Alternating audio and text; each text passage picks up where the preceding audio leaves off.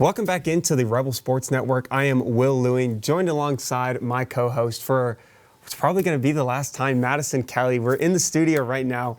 UNLV baseball schedule was just released, and I mean, Maddie and I, we can't contain our excitement much longer. So we're here to dive into it. But Maddie, just kind of looking at it for what it is, you know, what are kind of the emotions right now? Is it excitement? Obviously, you're not going to be here next semester, so is it you're kind of like feel like you're missing out? What's the overall consensus here? Honestly, it's like a bittersweet, like a double-edged sword. Obviously, I was so blessed and inspired to able to be a part of this group and work with you last season, and kind of hurts in the heart a little bit that I'm not going to be able to be there this season, but I'm always going to support. I'm going to be following up on Rebel Report as well as UNLV Instagram and all that fun stuff. But no, I'm really excited. I think we have a lot of great returners and a lot of great transfers coming in. I mean, hey, we were number 1 in the Mountain West for the transfer class, and we're number 40 nationally ranked. So that not only says a lot about this new team coming in, but also just the recruiting style of the coaches and what they can bring in. I know we talked to a lot of the pitchers, and Coach O was a big factor into having the pitchers come to UNLV besides their other schools. Like, what did you really see, like, when we went to practices and just that off the field, on the field mentality with it? I think that it really is a sense of a lot of the guys kind of getting to know each other. Obviously, you and I working in media, trying to, you know, get these guys to talk to us, do some social media stuff for us, whatever. That's always going to be difficult. But I think it was an added challenge for us, especially with all of these brand new guys who essentially they've never played a game together. They don't even know each other that much. We've got guys from all over the place, not only from high school, but from other universities as well, where it just didn't quite make out. And obviously the Mountain West kind of is always going to serve as one of those Group 5 conferences where we're going to get a big bulk of these players coming in who want to take that next step to Division I baseball and, you know, ultimately get drafted, make it to the pros. So it's definitely been a very interesting last few months for this off season, but with that comes the excitement. You know, we see a lot of these guys, and there are definitely some formidable foes on our schedule. Absolutely. And I'm excited personally. I'm obviously very sad that you're not going to be there to join me for it, but you're going to do great. I know you're going to take it, you're going to carry it, and there's no worry over here. I appreciate that. And without further ado, let's just get right into things here. Yeah? So UNLV is going to be starting off their season against Austin Peay on Valentine's Day weekend. That's February 13th through the 15th. Then they travel to UC Riverside on the 17th, come back home for a 3-game series against Bradley from the 20th to the 22nd, and then 2 games against Western Michigan to round out that 5 home game stretch before they go out to Santa Clara at the end of February and into March. Then we come back home to face Northern Colorado at Earl E. Wilson Stadium to start off the month, and then an exciting Minnesota tournament, which I'm really excited for. This is probably the most exciting slate of games right here. And although it's only 3 games, it is a tournament, and there are projected to be some more games on that 4th day. So then we go back home. We face Riverside on the 10th. Then we go to Colorado Springs for our first conference matchup against the Air Force Falcons in Colorado Springs. Then we come back home to face some non-conference opponents. We've got Cal State Fullerton coming in and Utah Tech. Utah Tech being one of the teams that we've played quite frequently in the last few years. So, you know, they almost act like a conference opponent at that point. Same with Cal State Fullerton. We played them this previous fall, and I'm just excited to see what they have to come up with them again. Yeah, the Titans and, you know, them making that College World Series, you know, stretch last year. We'll be going into that as well. Don't you guys worry. Then we've got Arizona State, neutral site at the Las Vegas ballpark. Always a fun time at Las Vegas ballpark. You and I had a great time last year. We really did. Again, without you there, you know, it's definitely going to come down a notch, but I'm still going to try and make the most of it. Sorry. You have to. I mean, I would be disappointed if you didn't. I appreciate that. I mean? appreciate that. Yeah. Then we've got a 3-game home stretch against the San Jose State Spartans. We play Cal State Bakersfield on the back end of that the following day. And then New Mexico come into town. Obviously, the big dogs from last year. They come to town to start off our series against the Lobos. Then we travel to Arizona State and Tempe. We've got a 3-game series against Grand Canyon to kind of give a little bit of a preview as to what Grand Canyon in the Mountain West is going to be looking like. That's definitely going to be an interesting time. Also, Grand Canyon just being a new team announced in the Mountain West. That's a different field, different coaching staff, different environment to be in. So I'm really excited to see how our boys will respond to just that new environment, because even the returners we haven't played there. Yeah. So I'm excited to see how that tournament's going to go. Me personally, Grand Canyon, top 10 mascot. The Lopes, can't get enough of it. I can't lie. I don't know if I agree with you I can't on lie. that. I don't know if I agree can't lie. with They've you. got some really good traditions too, especially when it comes to their college basketball. So Yeah. maybe, you know, we'll be able to see a little bit of that since we're going to be on the road in Phoenix for that game. Then we'll stop off at St. George before coming back and playing Washington State for that 3-game series against the former Pac-12 team that has now made their home in the Mountain West for the second year. Then we got to travel north. Don't even say it. Gotta Don't even travel say north. it. Oh. April 24th to 26th, guys. Make sure you're marking your calendars. Rivalry weekend against the Wolfpack. 2 words, Wolfpack, not 1 word, of course, because, you know, they're little brother to North Carolina State. But then we're playing Utah Tech again on the road. So we'll play 2 games against Utah Tech at home back-to-back. And then we've kind of split up 2 road games against them, St. George. St. George not too far away from Las Vegas. They'll be taking the bus there shortly. So should be an interesting time for them. Then we'll play Milwaukee on a 3-game home stretch, which will quickly be followed by BYU. So we get 2 Big 12 matchups this year against Arizona State and BYU. BYU definitely a formidable foe, have kind of made their way up, especially in the Big 12 world, which has been a dominant conference over the last few years. So definitely interesting stuff. And going back to Milwaukee, we started our season last year against Milwaukee. We did. And then faced Cincinnati. I believe Milwaukee-Cincinnati was our first ever package together last year. So season 17. that might have to be your homecoming, Maddie. May 1st, 2nd, and 3rd. It might. You've got nothing better to do. Hey, if I'm not playing beach, I might just make that drive up here. All right. And then we're going to be on the road against Fresno State, the Bulldogs. And then our last conference and last matchups of the year is going to be San Diego State at home this time. So we'll actually be able to finish our season at home instead of traveling to San Diego State, which is what we did last year, and finish our series there. And then obviously the conference tournament kicks off May 20th and will conclude May 23rd. So definitely a jam-packed schedule. I mean, we're going to be facing new teams like BYU, like Cal State Bakersfield. Grand Canyon is probably the one that I'm most excited for. But on top of that Minnesota tournament, I mean, come on. Let's talk about UNLV specifically. Obviously, we mentioned it a little bit that we've got a lot of new guys coming in. We've got a lot of new faces, some brand new chemistry building at Early Wilson Stadium. And luckily, we've got the breakdown for that. Obviously, we have these new guys coming in, but Maddie, what can you tell us about these returning guys? Some of the guys that were here last year who can kind of be the leaders of the group going into the 2026 season. I mean, honestly, Will, like, all the returners have great points. All the returners have great strides towards becoming captains, toward becoming leaders. But I have to say, Carson Lane is my guy. We have to be continuously looking out there, and I know he's the top pitcher, not only the top 3, but the top dog. Everything for me personally starts with Carson Lane. Last year's All Mountain West first team selection, and a pitcher who was a part of UNLV's no-hitter since the year I was born, 2003. Can you imagine that? 22 years without a no-hitter, and Carson Lane was a part of that.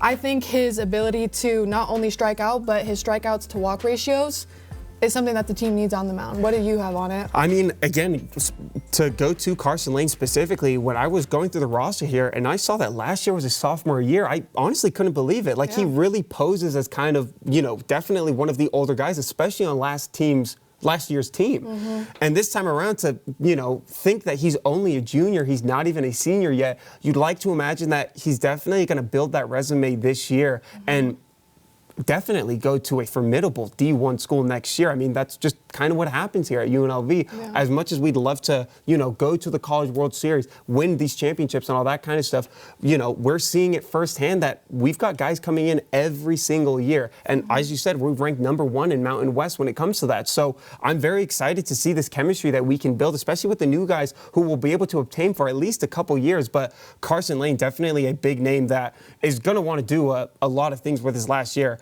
For me personally, it's going to be the starting third baseman, infielder, whatever you want to call it. He's all over the place. It's going to be Cooper Sheff. What's he got cooking this year? Cooper Sheff last year was a redshirt freshman. Again, one of those guys where you talk to him and you're like, wow, like you've got to be one of the leaders. And he was basically one of the babies of the group last year. He was the baby of the group last year. He held it down last year. He did. And I feel like of all the guys who obviously came and went through the program over this last year, I'm very happy that Cooper Sheff stayed here for at least one more year, really hone in on his skill, really hone in on his craft. And he's got a great schedule ahead of him where I think he can really work on that. He played in 53 games. He started in 49 of them. He batted .281, which was, again, 5th on the team, which is crazy to think about. But you look at some of the other guys who were batting above 400. We had a few of them last year. So the fact that he was batting 5th at .280 isn't necessarily a bad spot to be in. He had 54 hits. He had 12 doubles, a triple, and 6 home runs, brought in 30 RBIs, and scored the 3rd most runs on the team. I mean, if you want someone who you want to put in that scenario when you've got runners on base, you're trying to score runs late in the game, Cooper Sheff was always that guy. I always got excited hearing his walk-up sign, him heading up to the plate when we had runners on him. We were down by maybe a couple runs, especially in those conference games where it matters the most. He was a dog. I know he's going to be a dog this year. He's definitely one of the most exciting returning players that I think we've got going into the season. I couldn't agree more. Now that we've discussed the returning players, obviously the big bulk of guys that we have this year are the transfers. And I mean, you look at like a 40-man roster for us, I want to say 90% of the guys on this team are transfers. You know, we've got guys from the Citadel, Ohio State, Butler, Florida Atlantic, Cal State Fullerton. That'll be a nice revenge game for Marcos Rosales. We've got someone from Hawaii and even BYU as well. So of the guys who have been transferred in from UNLV, and especially since the practices that we've been in, who are some of the guys that have really kind of caught your attention and the guys that you'll be, you know, kind of looking on going into the 2026 season? Honestly, from an infield, outfield standpoint, I really am going to highlight Reggie Bussey. He's from Ohio State. He's a junior. He started in 45 games for the Buckeyes, and he finished hitting with a .263 with 36 hits, 17 RBIs, and 33 runs scored. He also swiped 9 bags. I don't know how hard or easy that is, but that seems like a lot to me. So hopefully he can keep swiping them for us at Early Wilson. But I know we watched him in practice, his physicality, his ability to not only play defensively, but to also make a difference offensively. I remember talking to him, he was saying how just the whole coaching environment and the whole coaching staff really gave him the confidence to be that player, to be that guy to look for, to be wherever he is in the lineup, from the batting lineup, and to make an impact and to make an effort. And I think he really wears UNLV on his chest. He's somebody that I'm really excited to look forward to watching, and I hope he makes an impact for us. Yeah, and I mean, speaking of guys from Ohio State, Jalen Jones is another. Jalen Jones is such a fun, loved guy, like just very easygoing. But when it's time to lock in, he gets serious, like very serious. It gets scary at times. Do you remember when he was warming up pitching and his catcher didn't even have any gear on? I was like... Felt bad for the catcher, genuinely. For real. I'm like, I hope he's wearing like 2 hitting gloves underneath his hand. Jalen Jones, also coming out of Ohio State, basically has a bazooka for a right arm. But, you know, that's definitely going to be an exciting time. But two of the guys that I'm really looking forward to are Jaden Sanchez and Gavin Taylor. Jaden Sanchez, coming out of Chaffey College, he played in 31 games. He recorded a .391 batting average with 2 home runs, 29 RBIs, 8 doubles, 18 walks, and scored 37 runs. You want to talk about grabbing bags? This guy had 16 stolen bases on 19 attempts. He's quick, guys. Mr. Quick. Yeah, he can get around those bases and he can snag them from any catcher in the Mountain West, especially since we saw that a lot last year where it was pretty easy to steal some of these bases. So I'd like to imagine that Jaden Sanchez, when given those opportunities, he's going to snag those bases. And he's going to get those opportunities a lot. He had a .493 on-base percentage and had 14 multi-hit games where he had a stretch of 7 straight multi-hit games. He was a constant force for Chaffey College, and I feel like we're more than grateful for him to be on the team playing outfield for the Hustlin Rebels. But to go into one of the younger guys, Gavin Taylor coming up, and the reason why I bring them up, Gavin Taylor and I actually go way back. Both of us coming from the San Fernando Valley. Obviously, my baseball dreams cut short, but there are only a few guys on this planet that I genuinely think can be drafted. And obviously, all the guys on the UNLV team, I have yet to see them play a game through and through. But I've seen the way Gavin Taylor plays, and if there's a guy that I think could genuinely get drafted, it's him for sure. He committed to BYU in his freshman year of college, ended up coming back to Los Angeles where he played for the Los Angeles Valley College Monarchs, and now finds himself at UNLV. It's definitely like a weird kind of circle for us because we almost played with each other in high school, but he ended up going to, I say one of our rivals, but I wasn't on the greatest high school baseball team. But he did great at Los Angeles Valley College. He recorded a team best .358 batting average with 44 hits. He even had 6 home runs, 9 doubles, 2 triples, and a team high 34 RBIs. And you have never seen Monarch Field at Los Angeles Valley College, it is hard to hit home runs at that field because it's so hot in the San Fernando Valley all the time, especially once you get to like springtime. It's very hard for the balls to fly, and I'm talking at least 400 dead center. You're maybe pushing 340 down the left and right field. Like it's a great field, but hard to hit at. And the fact that he's posting these numbers is definitely huge. And he also had 17 extra base hits, which also led the team as well. So, you know, I obviously kept up with his statistics. I played for a community college that kind of rivaled his 2 years ago. And, you know, like those are great numbers. It's hard to do that kind of thing in a place like Southern California where there's obviously a lot of baseball talent coming out of there. So the fact that we got Gavin Taylor, I feel like is a huge addition. And again, Jaden Sanchez as well, also a huge addition. The ones that you brought up, the guys from Ohio State, great additions. Just a great team all around. That I see it, I truly do believe we will be one of the top 4 teams in the conference this year. Agreed. I obviously look at teams like Fresno State, San Jose State, New Mexico. You know, I get scared a little bit. They've got a lot of pieces that didn't leave last year and, you know, a lot of returning guys that obviously did so well for them in the 2025 season, whereas we've got this brand new team. And so I think, again, we obviously mentioned it earlier on about finding that identity, especially, you know, bright and early in the season, because that is kind of what will tell how the rest of the, you know, season will go for us. But I think that once we wrap up the San Diego State series, once we enter that Mountain West tournament competition, I think that, you know, we will be one of the top 4 seeds going into the tournament. I think that we will have a very good shot at winning the tournament, and I wholeheartedly believe that that title is definitely within our reach this year. I couldn't agree more. For everyone at home watching, make sure you come out to Early Wilson Stadium or Las Vegas Ballpark. Please catch a game. They are like college baseball is, if not one of the most exciting college sports, and that is, you know, in competition with college football and with college basketball. And volleyball, don't forget volleyball. And volleyball, of course. It's definitely a competitive edge, and especially, you know, UNLV baseball has a lot to prove and a lot to show for this year. So if you do come out to a game, expect hot bats, expect also scrappy styles of baseball, expect some exceptional pitching as well, because that is one of the big things that I'm looking forward to.